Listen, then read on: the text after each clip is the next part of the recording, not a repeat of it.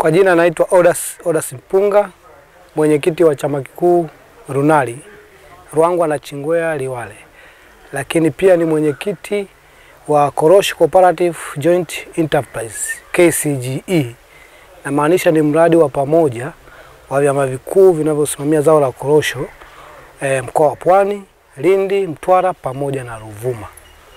Mheshimiwa Dr. Samia Suluhu Hassan anahakikisha kuwapunguzia gharama ya wakulima kwa kutoa pembejeo bure.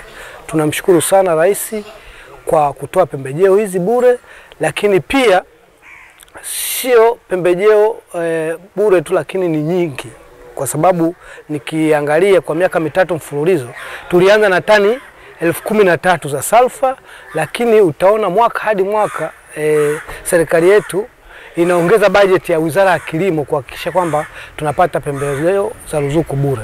Tukiangalia kwa msimu huu tumeagiza pembejeo za kutosha, kwa sababu sulfa tu tumeagiza tani 70,000 wakati tulikuwa tumezoea kuagiza tani 13,000 hadi 30,000. Kwa hiyo tutaona namna gani sulfa zipo za kutosha. Lakini viuatilifu vya maji, yani nazungumzia viwadudu, mbu wa mikorosho pamoja na magonjwa kwa ajili ya ubiliunga, maana yake viuatilifu vya maji tumeagiza zaidi ya lita 12,000.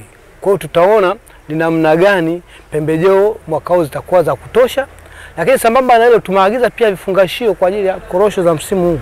Vifungashio ambavyo tulikuwa tunaagiza gunia 2,000,000, 3,000,000 hadi 4,000,000. Lakini mwaka huu tunaongelea gunia 20,000,000 tumeziagiza, kwa sababu tumeona adha tulioipata msimu uliopita. Kuna muda vifungashio vilikuwa adimu, lakini tumehakikisha gunia hizi 20,000,000 manake zinaenda kufungasha korosho zaidi ya tani 700,000 kama hadhima ya serikali. Kwa hiyo ni waombe wakulima wenzangu, twendeni kwenye magala ya AMCOS yaliyosajiliwa na bodi ya korosho tukapokee pembejeo, na tunaishukuru sana Wizara ya Kilimo kupitia bodi ya korosho kwa kutuletea vijana ambao ni maafisa ugani kwenda kusimamia zao la korosho, na wale wametusaidia pia hata kuhakiki pia wale wanaostahili kupewa pembejeo. Kwa hiyo wakulima tunae tukapokea pembejeo, lakini pia tukazitumie kwa usahihi.